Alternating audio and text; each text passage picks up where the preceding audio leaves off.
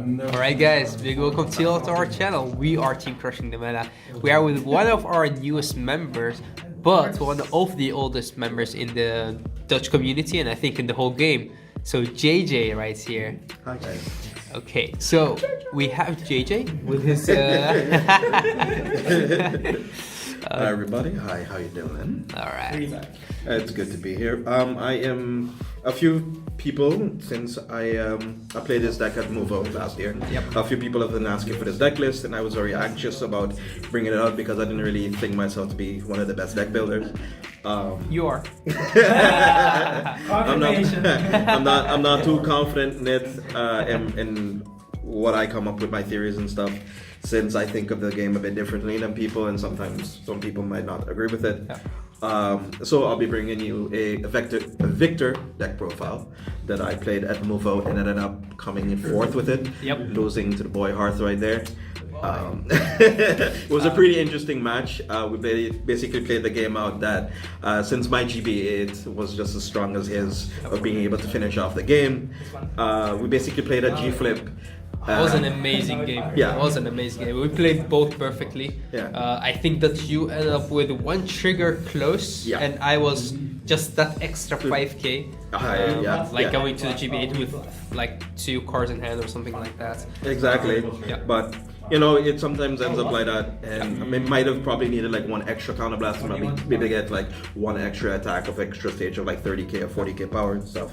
But that's what's so fun with Premium I like a lot, is that you have a lot of cool interactions and the match is a lot more intense.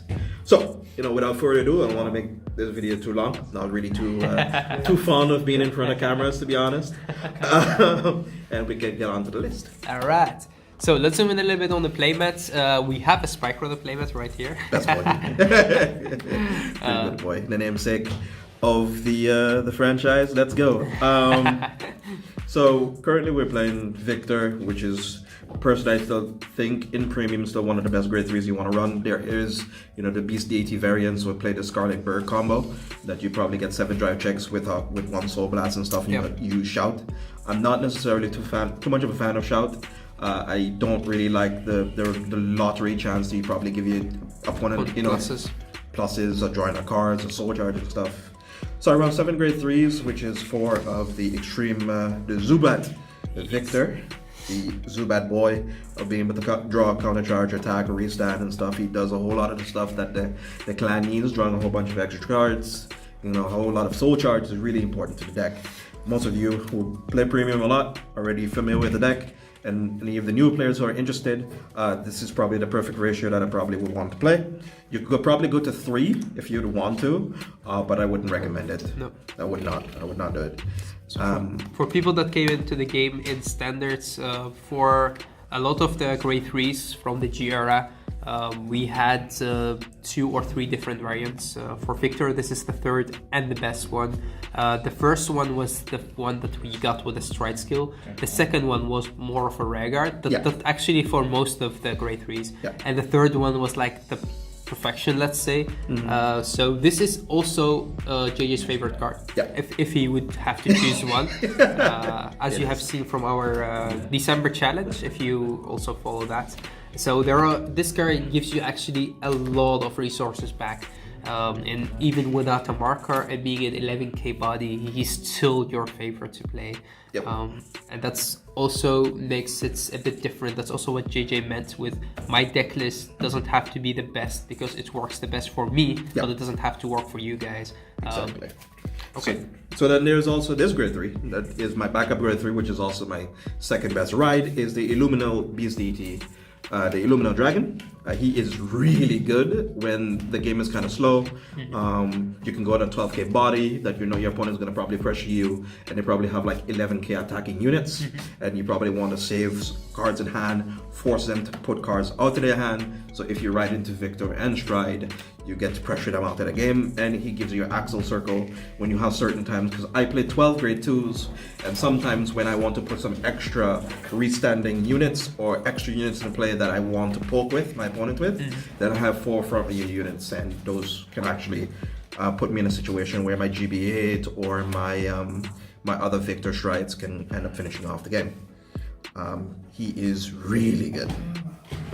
And I play 3 of them. You can bump it up to 4 if you want to play 8 grade 3s. That's also fine. Yep. You can also play the secondary grade 3. You could also probably play is the rearguard Victor, what we were talking about. He's not bad, which he can give you certain force matchups. He'd give you the extra 2k, which actually pokes you for 13. So when he restands, he does some tempo plays to give you more power, but having that extra marker there does make a big difference, yeah. Especially now that also we have XL2, which does help a lot, like with drawing you that extra card. It's really good having that extra rearguard circle in the front row. It does make a big difference. So now that was it for the grade 3s. There's a whole lot of options for grade 2, grade 3s you can actually play. There is the Beast DT variant, what I talked about earlier, which plays about some of the fundamental units that I'm still playing, but they cut out a whole lot of stuff for more Beast DT units. So then we play Brutal Jack, which I really like a lot.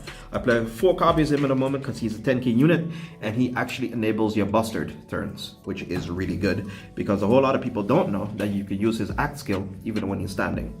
So you can rest him, and I'll probably preview this. You can rest him and custom riser, restand him with a custom riser, and you get 2 free drive checks off of it, which is really good.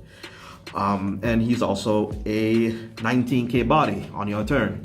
So on Vanguard he's 19k, on Rearguard he's 19k, and you can poke out a whole lot of 9k Rearguards. It doesn't do too well versus Force, but at least if it's on Force, he can hit the Vanguard. I think the most important thing with the grade 2s that I tried to focus on with this deck is that I just want to hit the opponent's Vanguard hard and as much as possible.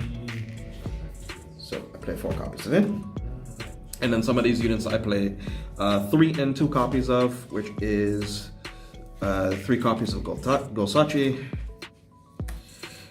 3 copies of Ninjad, and then 2 copies of Kick Typhoon, which brings me up to 10 of the restanding enablers.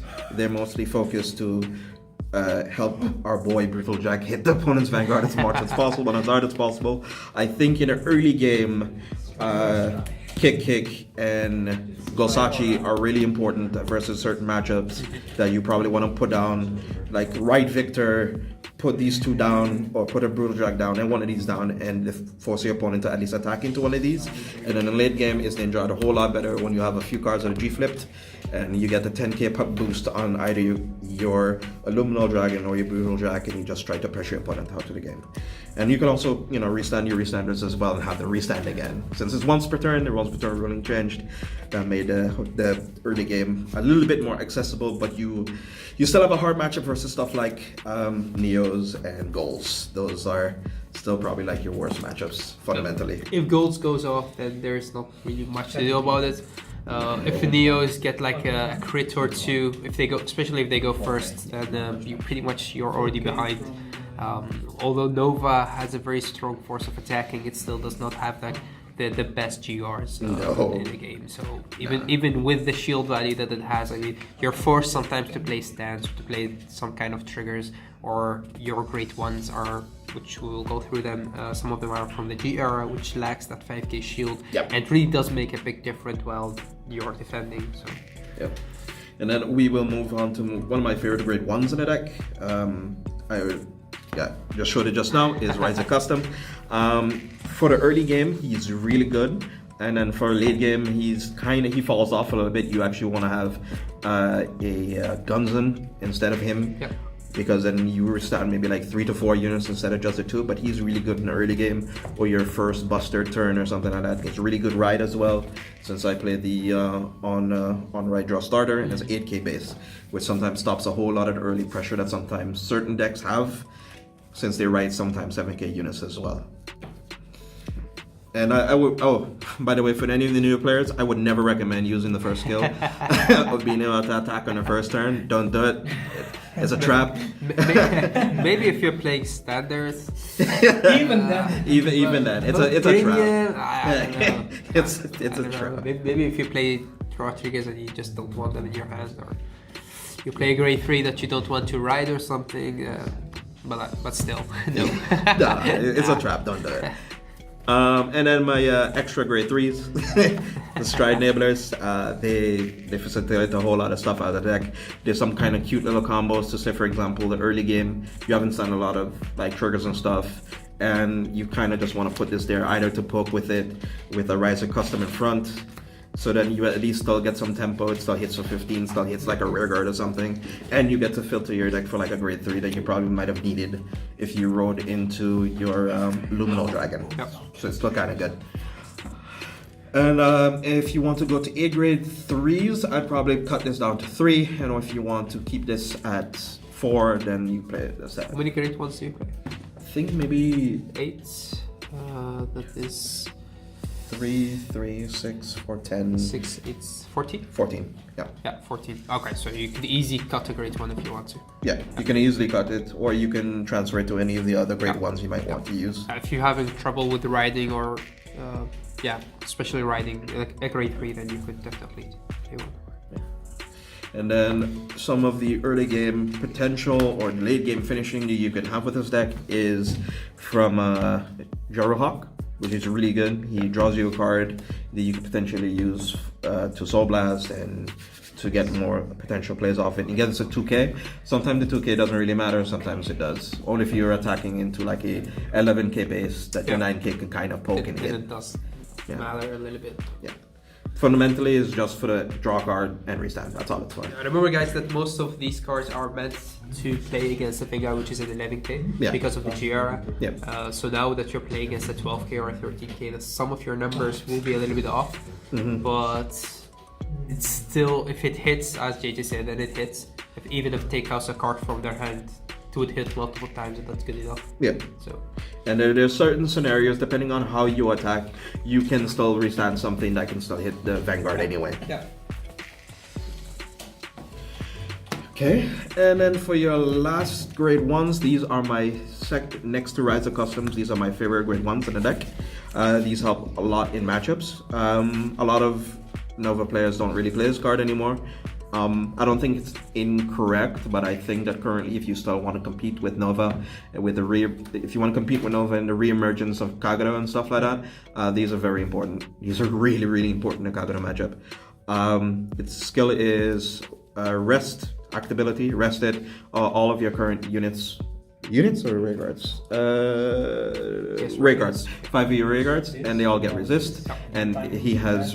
If he's restood, he gets 4k for every card in your G-zone. So he can potentially become your extra grade 2 that you'd probably want to put in the front row with a Rise of Custom or something else.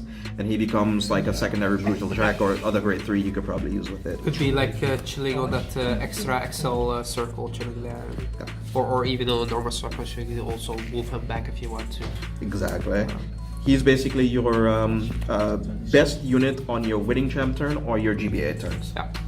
Or even your buster turn, depends on how much you turboed into your G-zone. Now, onto a trigger lineup, it is kind of weird. But also interesting, because there are a lot of decks that have actually very simple trigger lineup. Yeah. But when it comes to Nova, you have a lot of different options you can play. From playing stands to playing fronts, to playing extra draws, to playing crits. Yeah. All of them makes a difference. Just have a very good, nice synergy with the rest of your deck. Yep. So JJ, tell us. So I play 2 Cattrolls. Alright. Which is the only 2 stands that I play in the deck. I usually put them with a 9k unit. So if I'm hitting like a 14 unit, it hits for 13. And he has a other skill that if he's restored standard unit, standard ray guard if you control, and draw a card and send it back and shuffle. Alright. Which is really good. I played 2 of him more or less for the utility. He's your extra pseudo grade 1, more or less. He's just basically there to help poke and help toggle out your GB flips. And then for crits, play 6 crits, because you kind of, on best of ones or in the shop tournaments and stuff, you still want to be able to finish off the game. If you don't really feel too comfortable with the stand triggers, you could just play 8 crits as well. Deck works fine. You have like 7 drive checks.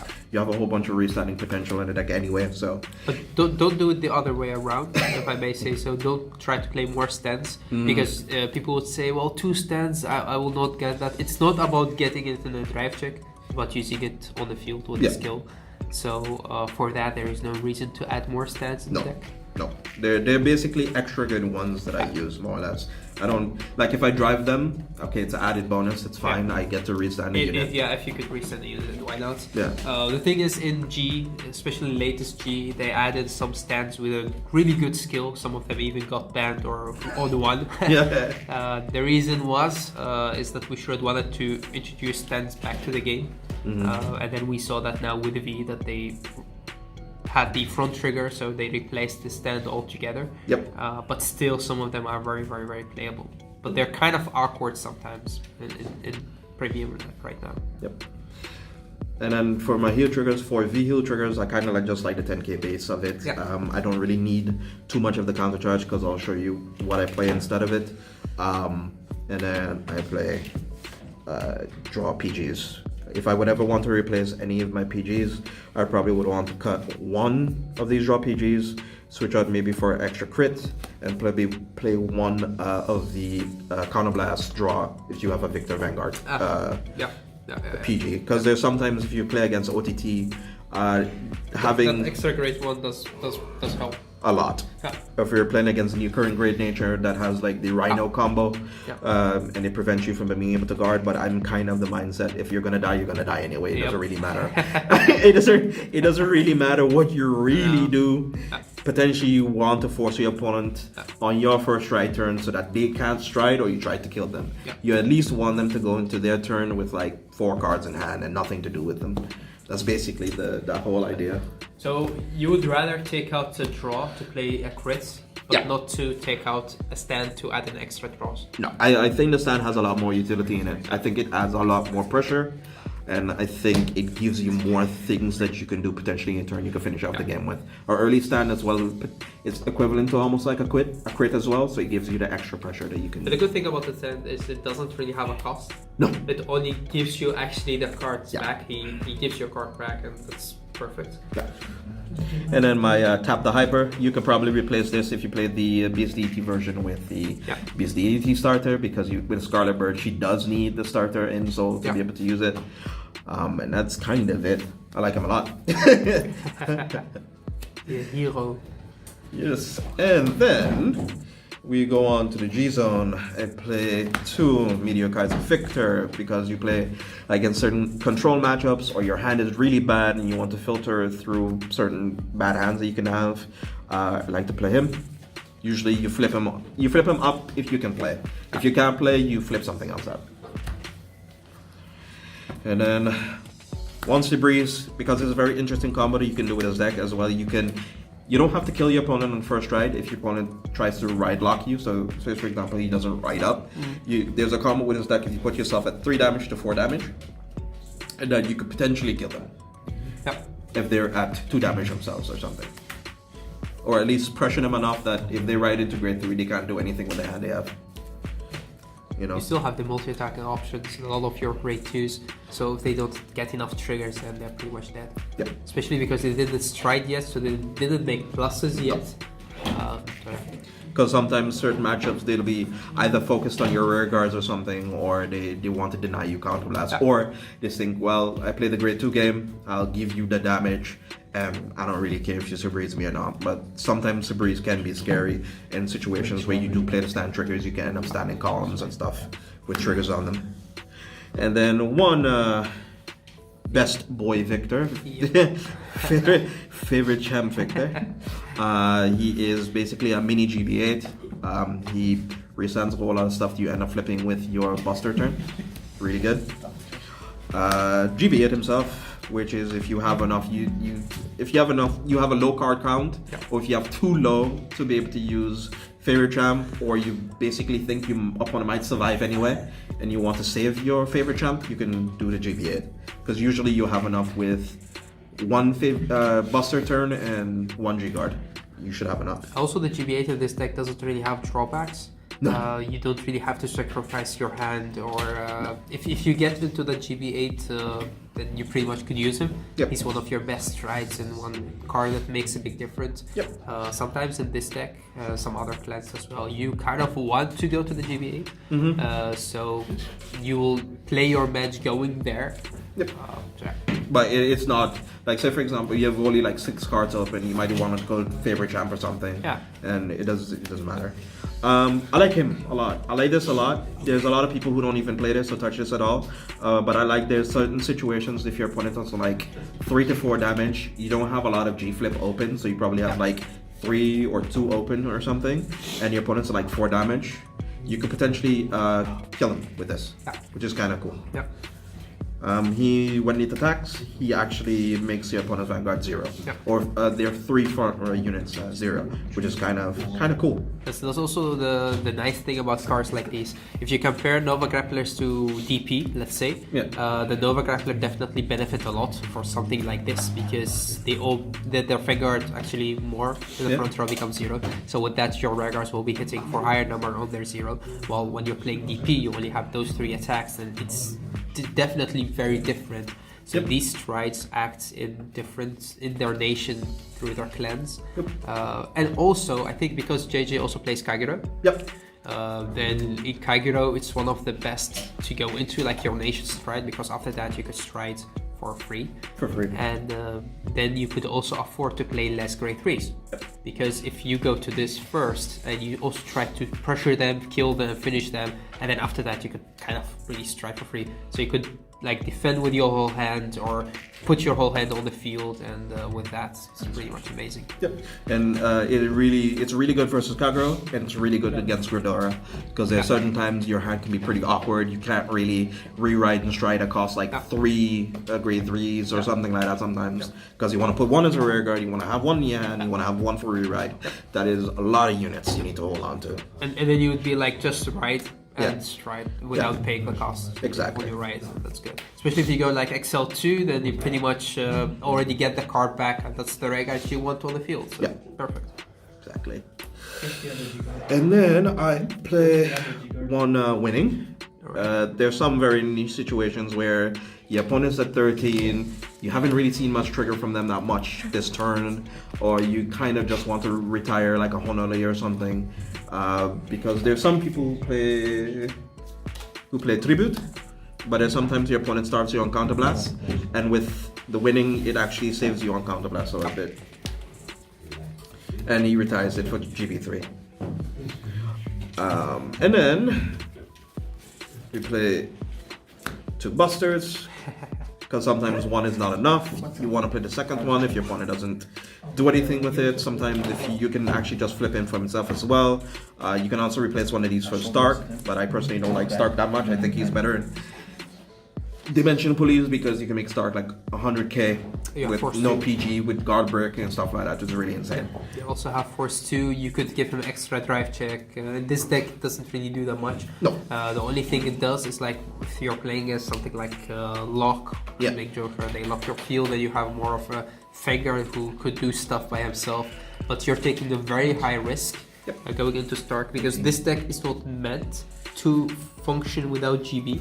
Nope. If you're building a different kind of a Nova deck that's like actually doesn't have that much cards from G, then you could, if you want to, play Stark. But because like something like the Beast Deities could probably play Stark. Relatively easy. They could just take the risk if they wanted. They could always play Standard after that, but this deck doesn't really have potential to be active without GB. Not at all. No way. Not even close. And then I play 2 Meteor Kaisers, Victors as well. These are actually really good. I like these a lot, because sometimes your opponent kind of want to keep you at like 1 damage or 2 damage very early, pressure your regards a lot, and kind of try to wait in tempo for their own turn. Or if you're playing against a deck that you know that they have like a strong GP turn, you can kind of just flip this up, just for this GP. Just literally only for the GP, flip and pass turn. That's it.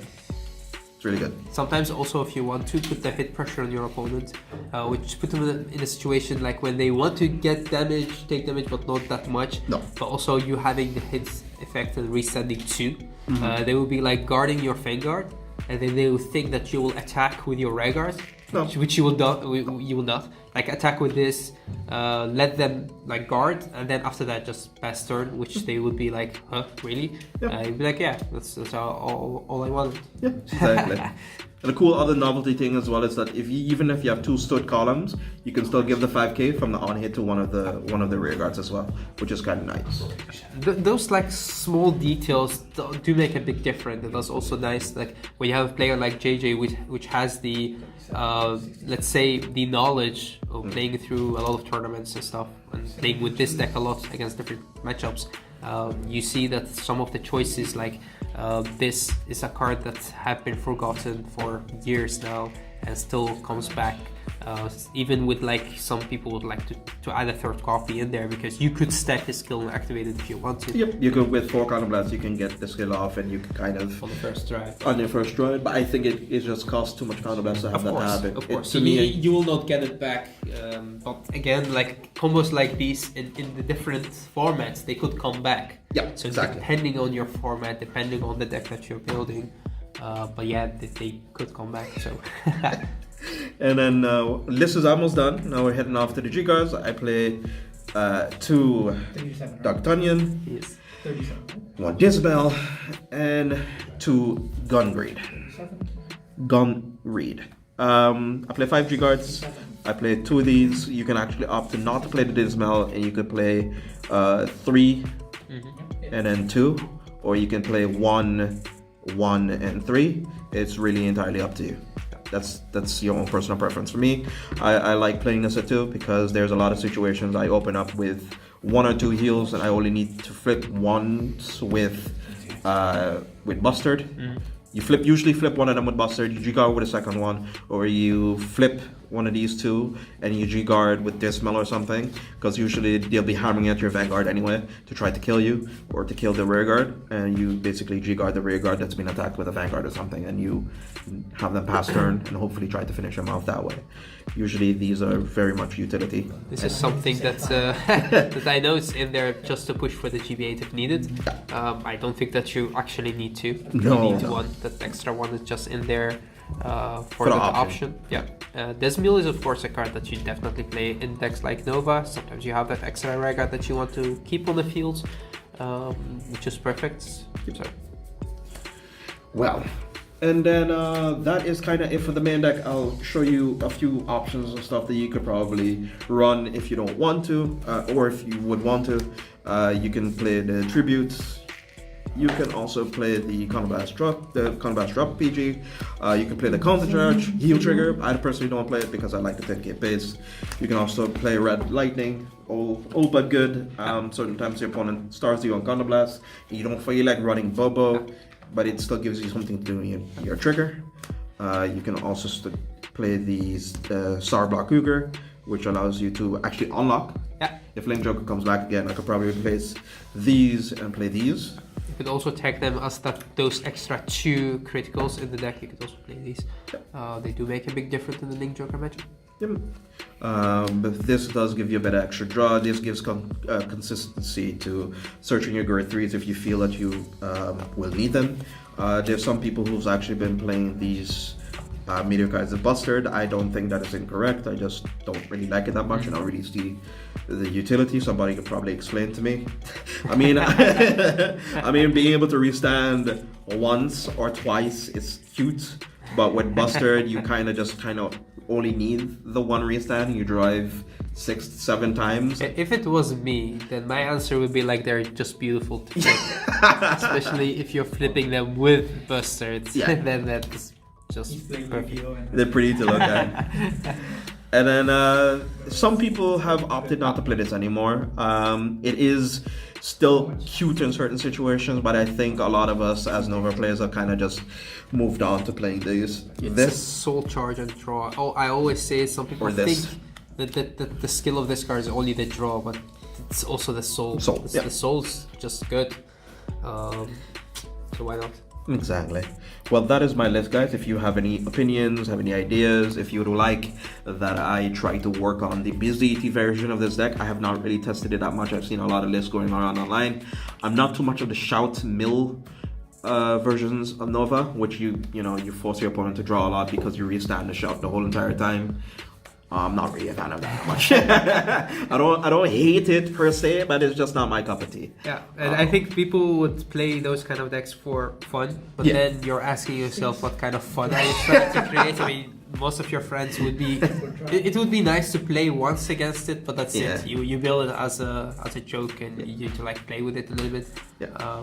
But again, it could be strong depending on what format you're playing in. Yeah. I think that this format is way too fast to play those kind of decks. And I personally think that Victor at the moment is not necessarily well positioned. I think you're probably better off playing Beast Deity if you would ever want to play Premium Victor, like Standard Plus. It'd be like even God Hand might be even also something to consider as well, because on your first turns you're pressuring with front triggers and stuff, your first rights, and using Kick Kick Typhoon to stand stuff that are over 40 to 30k on your first turn is actually pretty insane. So that might be a better option as well. But I like Victor a lot. It's probably one of my favorite archetypes, and this is probably one of the most edited deck that I've ever worked on. I'm always constantly trying to figure out ways how I want to tweak my ratios, so who knows, in the future I might see a different list. Okay. I do have a question about your matchups. Sure. Going through this format, so we can see some decks. Sure. Let's say you have decks like Neo, which could rush you from the start. You have decks like Goals. If they are ahead, then you do really need to kill them on the first stride, because that's like your only choice to. Only choice, yeah. Then you also have decks like DI, when you have to do kind of a damage control. You have different kind of decks. You have Kagero, which is also could be a very bad matchup. It is really one of your worst. Like I think DI, like all of the top decks currently are probably one of your worst matchups, because you have to play it so very nuanced. And the thing with Nova as well is that they don't really like all your cards don't want to do that really. They don't really have that availability to say, you know what, pass turn, I'll draw cards and stuff. That doesn't fly with that deck really. I think one of your best matches might be Mega Colony, I guess, because at the start of your turn you can kind of put all your grade 2s in the back row or something and pass turn and then go off from that. But Neos, you get rush a lot. Goals, you give them one counter blast. Hope that you don't die. Hope you don't die. Dark Irregulars is very. I played against Togen at Movo, and that was a very insane learning experience to me, because he played it very differently. And in comparison to what Solon did for his qualification, for his Worlds invite as well, and they played it a whole different from what I was testing for. No. I don't really play the game that competitively, but it was still very, very, very, very different. So DI is very a tricky matchup for me as a person, not the deck itself. Alright. Yeah, that's it. Yeah. Well, as you can see from JJ, sometimes we push our decks to work in a direction that the deck does not want to. Sometimes it doesn't give, sometimes it does. But I guess if you're experienced enough to know your deck, you could try to push it to a corner where it does have to function in the way that you want it to. As we can see, like from my experience, like with the GB8 deck, with the Turbo GB8s, I sometimes we play like the same playstyle in a very different deck. You're forcing your deck to make pluses, which the deck is not meant to make pluses. You're keeping a very high defense hand and your opponent on the very low damage, and you try to kill them off in one turn. You'll be counting triggers, you'll be counting hands, you'll be counting your triggers, your opponent triggers, and the cards you have in your decks. And that turn you have, that one turn you have to choose correctly, and then you think, okay, this turn I will finish you off. Not a turn after that, and not a turn before, and these things make a big difference. Yep. And then sometimes the coins, the dice don't really fall in your direction. They might hit into a defensive trigger or two, and you're like, well, you have to change plans. Yeah. So sometimes you have to accept that it's going that way. You have to go, okay, I will go plan B. I will be stopping my attacks, just hit the Regars, and then go to the GBA. So something like that. Sometimes you don't have to keep pushing. No, if you think they're getting 2 damage triggers, and you know that if I give them the 3rd damage, then I die, something like Kakiro, it would be like, okay, this is it. I have to keep it like this, and then next turn I will finish it off. So sometimes a lot of these matchups, 3 damage is a sweet spot. 3 damage is like, well, it doesn't really matter if you get 2 defensive triggers, it's 20k extra power or whatever, I can probably still kill you off of that anyway. If you give them 1 damage or 2 damage, then it could be hard, because if they hit but extra third trigger Yeah. would then be way too high for your numbers. And even if you could still hit, sometimes it's not that effective, especially if they have a big hand, or if they hit like 2 draw triggers, then that would change the deck, or change the game. Yep. Or hit like a draw, then a heal that 1 damage. It's very tricky. I think like with Victors, with DI, well, not DI, with Spike Brothers in general, I think they could probably eat through Spike Brothers Turbo, Spike Brothers Aggro. They can eat through a hand very, very easily because they're a Force Clan. They have the markers. They can push pressure and stuff like that. With something like Nova and stuff, if you're using Axel 2 and stuff, you could probably push out a lot of it easier. But something like Victor, it's hard. It's very hard. It's way harder than... It doesn't really benefit that much from having more circles. If your numbers do not hit, then they do not hit. It doesn't matter how many numbers you have out there if they doesn't hit. If it doesn't hit anymore, no. Alright, that's it. I would like to thank you guys all for watching. Remember, if you have any questions, you can ask us. We are very active on Facebook. And also, if you want to have a discussion on Discord, then also JJ has, of course, his own channel and his own Discord. And you could always ask him. It's also a very nice guy to talk with, from my experience. And he has the knowledge, so that's pretty nice. Okay, till next time. Be awesome, see you awesome, guys.